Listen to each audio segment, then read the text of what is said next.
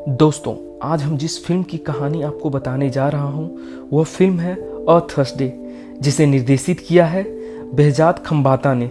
जहां इस फिल्म की कुल समय अवधि है 2 घंटे 9 मिनट की। तो चलिए जानते हैं क्या है इस फिल्म की कहानी। फिल्म की शुरुआत होती है मुंबई के एक प्ले स्कूल से, जहां फिल्म में दिखाया जाता है कि कुछ बच्चों के साथ नैना जायसवाल को, जिसका किरदार यामी गौतम अदा कर रही है, जो बच्चों की शिक्षक होती है और साथ ही इस प्ले स्कूल की संचालक भी होती है।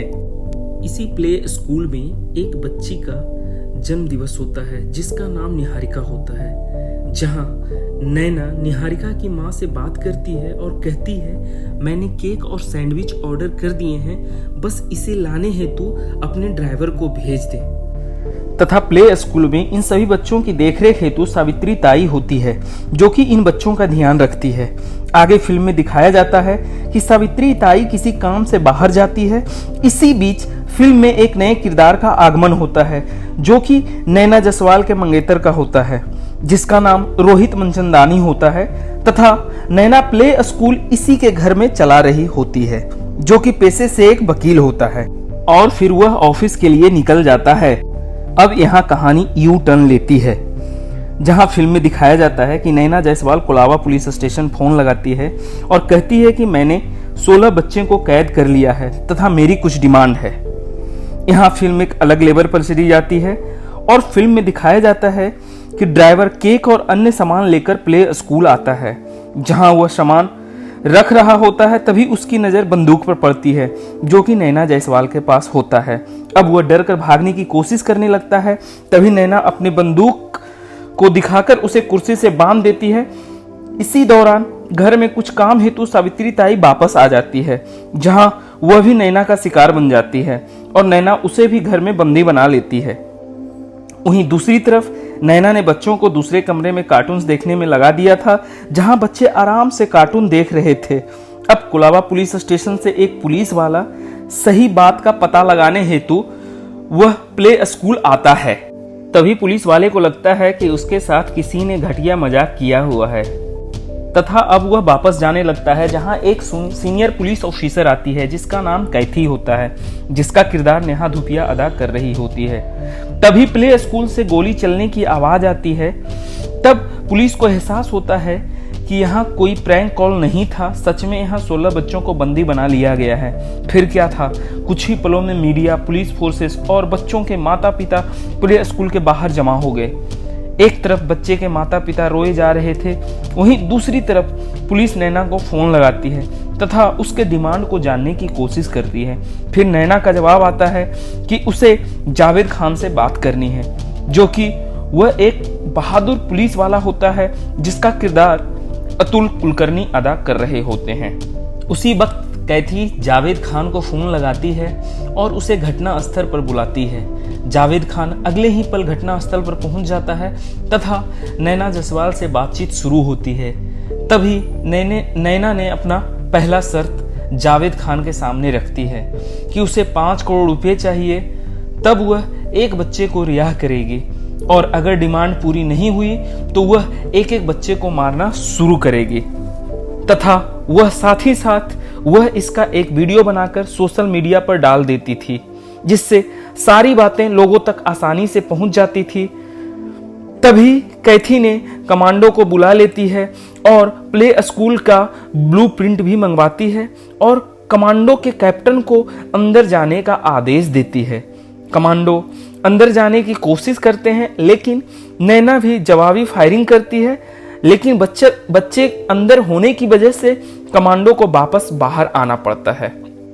तभी सोशल मीडिया पर एक और वीडियो नैना के द्वारा लाइव किया जाता है, जिसमें दिखाया जाता है कि 16 में से एक बच्चे को, जिसका नाम आकाश होता है, उसे वह मार देती है। इसके बाद पुलिस, मीडिया और लोगों के बीच में कोहलालपूर्ण माहौल बन जाता है।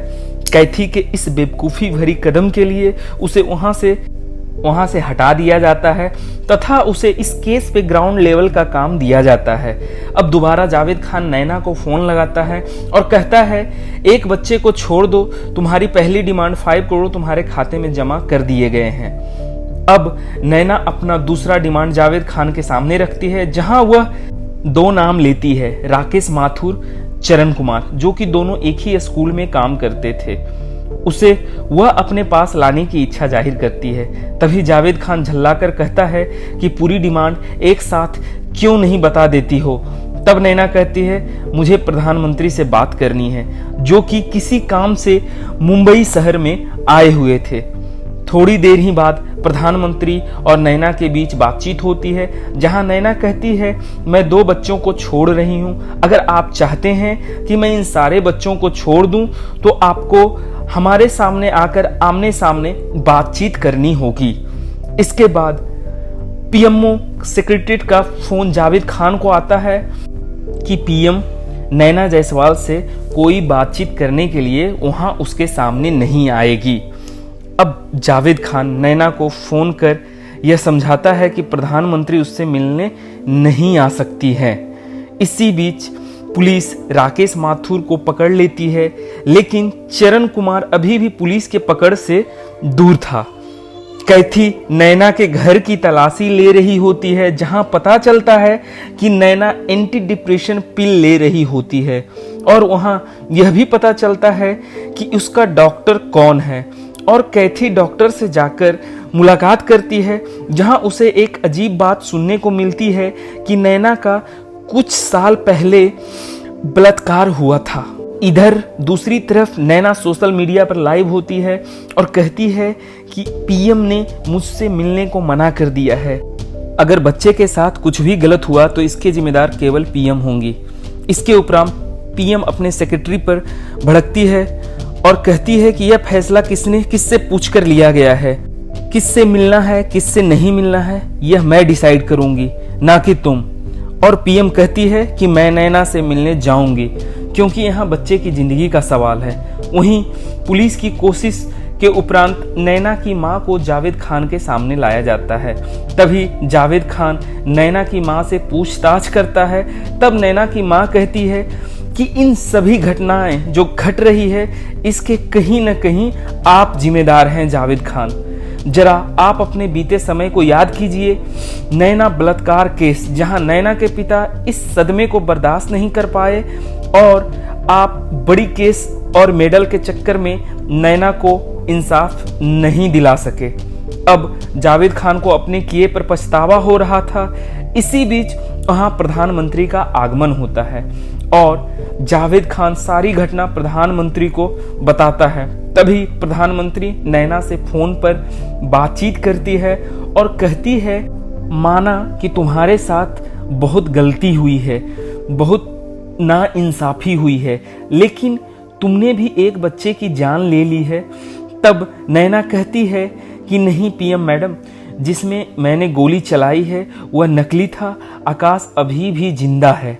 नैना यहाँ दोबारा पीएम मैडम से रिक्वेस्ट करती है, आप अगर आमने सामने आकर बातचीत करते हैं तो मैं सारे बच्चों को छोड़ दूंगी। साथ में यह भी शर्त रखती है कि आपके साथ कोई भी बाहरी पुलिस फोर्स नहीं होगा, केवल आप और जावेद खान अंदर आएंगे। जहां पीएम और जावेद खान दोनों प्ले स्कूल में जाते हैं। अब प्रधानमंत्री और नैना लाइव आमने सामने होती हैं, जहां केवल साथ में जावेद खान और साथ में ड्राइवर होता है, जिसे नैना ने बंदी बनाकर रखा हुआ था। अब यहाँ कहानी फ्लैशबैक में जाती है, जहां नैना अपनी आप बीती सुनाती है कि कैसे उसके साथ राकेश माथुर और चरण ने मिलकर, दोनों ने मिलकर इसका बलात्कार किया था। जहां नैना कहती है कि राकेश माथुर को तो पुलिस ने पकड़ लिया है, लेकिन चरण कुमार अभी भी आपके गिरफ्त से दूर है, ना ही वह पुलिस के द्वारा पकड़ा जाएगा, क्योंकि चरण कुमार या यूं कहें निहारिका का ड्राइवर दोनों एक ही आदमी है, जो कि आपके सामने अभी कुर्सी से बंधा हुआ है। नैना यह भी कहती है कि मैं इस घटना का अंजाम देने के लिए उसी वक्त सोच लिया था जब निहारिका बेबी का ड्राइवर चरण कुमार बनकर हमारे सामने आया था। मैंने यह ठान लिया था कि जो मेरे साथ गलत हुआ है वह निहारिका बेबी के साथ गलत नहीं होने दूंगा। यहाँ फिल्म के बीच में बहुत सी मोरल की बातें चलती है और अंततः नैना के द्वारा उस ड्राइवर को मार दिया जाता है, वो भी सबके सामने और लाइव। इसके उपरांत नैना को जेल होता है और एक दिन ऐसा समय आता है जब इसकी डिमांड जो कैपिटल पनिशमेंट होता है बलात्कारियों के लिए, वह मंजूर कर दी जाती है और वह दिन होता है अ थर्सडे। तो ये थी यह फिल्म की पूरी कहानी। यह जो कहानी मैंने आपको बताई, इससे आपको भले ही थोड़ा कम पता चले, लेकिन आपको आइडिया यह ज़रूर लग गया होगा कि यह फिल्म क्या है। और मेरा यह वादा है कि यह फिल्म आपको देखने में पूरी रोमांचित करेगी। पूरी कहानी बिल्कुल नई है। अगर आप इसी तरह की और फिल्मों की कहानी जानने के इच्छुक हैं तो हमारे चैनल को अभी सब्सक्राइब कर लें, ताकि हम आगे और भी फिल्मों की इसी तरह की कहानी हम आपको बता सकें। तब तक के लिए धन्यवाद।